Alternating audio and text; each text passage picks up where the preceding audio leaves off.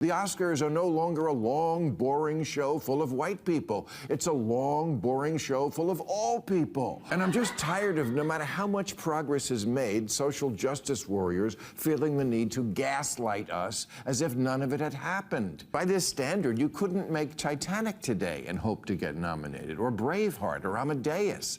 Apollo 13 was about a bunch of white people because white people have done some stuff. The whole thing is so Hollywood, a room full of know-nothings who call themselves the Academy, making everyone tremble before their judgment, even though their judgment is often terrible and fails the test of time.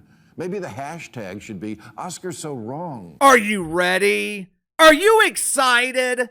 Tonight is one of the biggest nights of the year. It's the one night of the year where doofus celebrities come out of their dungeons. They showcase their latest plastic surgery. They boast to the country about the fact that they look like an alien.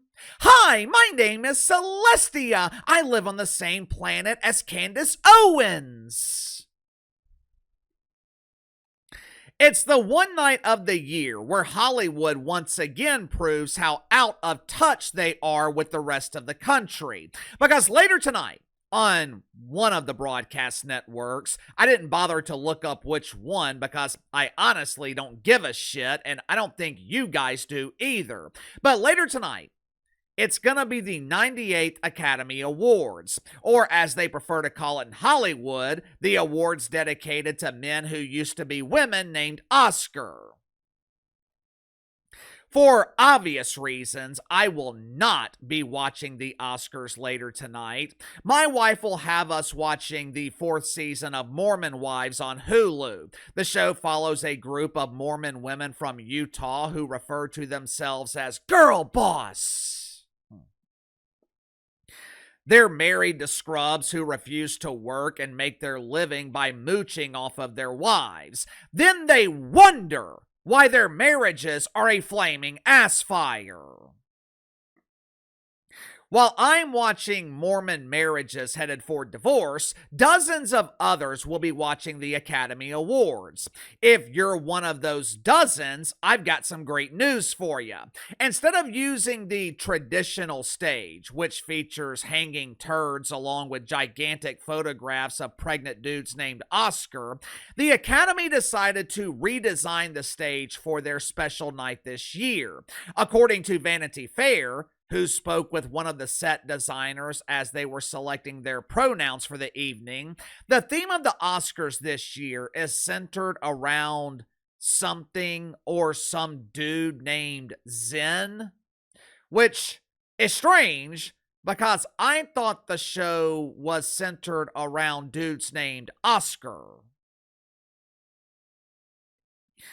As the set designer was selecting pronouns while getting their hair dyed purple, they explained to Vanity Fair their reasoning for designing the stage around Zen. There is an unsettled nature around the climate right now. Aquarius is lining up with the Big Dipper as that big bastard attempts to enter Uranus. That intense battle, combined with combustion engines poisoning Mother Earth with toxic fumes, it's causing our climate to enter a stage of despair. So I wanted to design a set that featured trees that we could all worship together.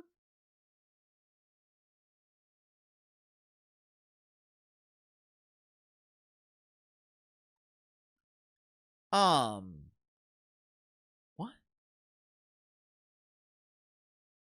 I thought the Oscars were held indoors. Why in the hell are they worried about a thunderstorm? Did they remove the roof from the building? Are doofus celebrities worried that the rain will cause unnatural bubbles in the plastic on their face? I will give the Oscars credit for one thing. Normally, with these doofus Hollywood award shows, they select a huge, embarrassing failure to host the show. In most cases, it's either Jim Kimmel or Travis Noah. But my name is Trevor! It doesn't matter what your name is! But for the ceremony dedicated to Oscar, they decided to select Conan O'Brien as the host of the show, which was a great idea because Conan, He refuses to be infected with a stage 4 case of OMB. Or is it bad? He refuses to have an unhealthy obsession with another man. Instead of being obsessed with the Trumper, Conan O'Brien has promised to make the Oscars entertaining. Unfortunately for Oscar, not even the greatness of the legendary Conan O'Brien could disguise the stench of this toxic turd. Instead of awarding movies based on merit, instead of awarding actors and directors based on talent, the Doofus Academy, they have once again decided to base their awards on race. Make sure to like and subscribe. You can follow me on Twitter at KC_BTL84. So going into the sponsor for today's video, my good friends at Sugar Mountain Trading. Uncle called me back in November. He's a military veteran, served in the Gulf War in the early 90s. As he's gotten older though, been dealing with various health-related issues. Doctors had him on pain management, had him taking all this medicine just to get him to sleep at night, most of which wasn't working. Once the meds wore off, he was tossing and turning all night. Plus, he was building up a tolerance. My aunt bought him some CBD lotion from Sugar Mountain Trading. Wanted him to try it out just to see if it would work. My uncle applies the CBD lotion every night before he goes to bed, getting the best sleep that he has gotten in years. Doesn't even take the pain medication anymore because he doesn't need it. Over the holidays, one of my longtime viewers reached out to me telling me how the CBD lotion from Sugar Mountain Trading alleviated his back pain. He had been dealing with back pain for years, couldn't find anything that worked. Bought a bottle of CBD lotion from Sugar Mountain Trading. 20 or so minutes later, back pain gone. I've got countless stories from viewers, friends, family. Everyone tells me the same thing. They cannot believe this stuff actually works. There's a reason Sugar Mountain Trading has been with me for 18 months now. My audience keeps buying their CBD because Sugar Mountain Trading is the real deal. More importantly, all CBD products offered at Sugar Mountain Trading, 100% natural, 100% free of THC. So click the link in the description or the pinned comment below. Use my promo code BTL25, BTL25. Receive 25% off your first purchase with Sugar Mountain Trading. Headline at Variety: Why I'm predicting that Ryan Coogler will win Best Director at the Oscars. Who? Who in the Rudy Poo is Ryan Coogler? When I think of famous Hollywood directors, I think of Marty Scorsese or James Cameron, who directs the woke choir as they sing songs of worship while worshiping the moon, Quentin Tarantino, Steven Spielberg. But according to Variety, the best director in Hollywood is Ryan Coogler? I had to look him up. Here he is, looking like a young, handsome version of George Jefferson. Last year, he directed and released a film called Sinners. Now, unlike most Hollywood movies, Sinners actually made money.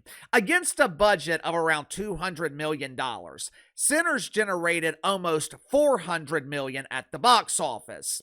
Now, me personally, I've never seen the movie or even heard of it until last night, but from what I've read about it, Sinners appears to be an excellent film, which is probably why it was nominated for a record-breaking 16 Academy Awards.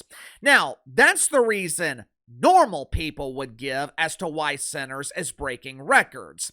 But this is Hollywood, and in order to understand the mind, in order to understand the decision-making of the aging white fossils in the Academy who have been suffering through decades of white guilt, I'll need to remove my Under Armour hat and apply my woke hat.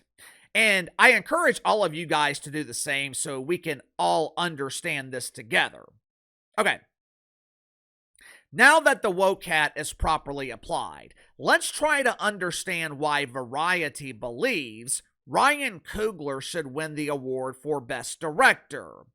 There's a saying often repeated in the black community: you have to work twice as hard, sometimes 10 times as hard. Ooh, I love that word, hard. But anyway, you have to work harder than the white man to receive the same recognition. Didn't Ryan Coogler do that and then some? He redefined what an original black-centered story can achieve. Still, the messaging suggests that he might not be worthy, and that's so sad. It's heartbreaking.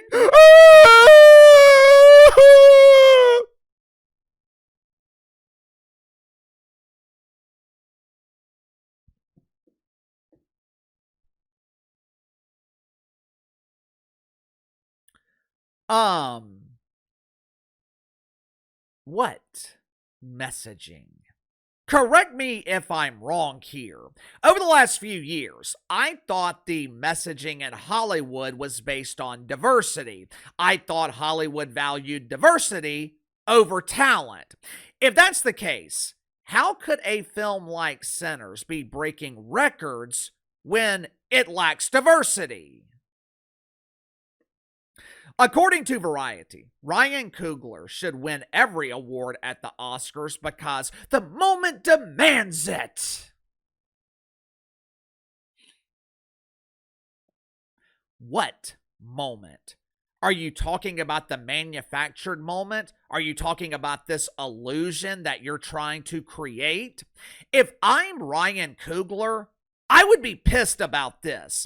This dude graduated from USC, one of the best film schools in the country. While attending USC, he was able to land a meeting with Forrest Whitaker. He was so impressive during that initial meeting, the production company gave him the financial backing to direct his first film at the age of 26. Now, at the age of 39, he is breaking records in Hollywood. 4 years ago, he was trying to withdraw $12,000 at Bank of America. He was wearing a hat, sunglasses, along with the COVID mask that was required at the time. He handed the bank teller a note asking that she count the money discreetly. Ryan Coogler was trying not to draw attention to himself. Now, the bank teller, she thought he was trying to rob the bank. So she called the cops, had him arrested. They eventually realized that Ryan Coogler was a legitimate customer. Obviously, the charges were immediately dropped. But instead of blaming mythical racism, instead of claiming that he was targeted because of his skin color, which was the default setting for a lot of doofus celebrities at the time, Ryan Coogler, he thanked Bank of America for working with him to get the situation resolved. Seems like a logical, understanding dude. Not to mention talented and accomplished. The point is, Ryan Coogler, he deserves his accolades based on his achievements, his accomplishments. He deserves to be recognized because of his work. But the damn Oscars, they would rather turn this into a spectacle based on his race. Sound off in the comments below. I'll see you guys later.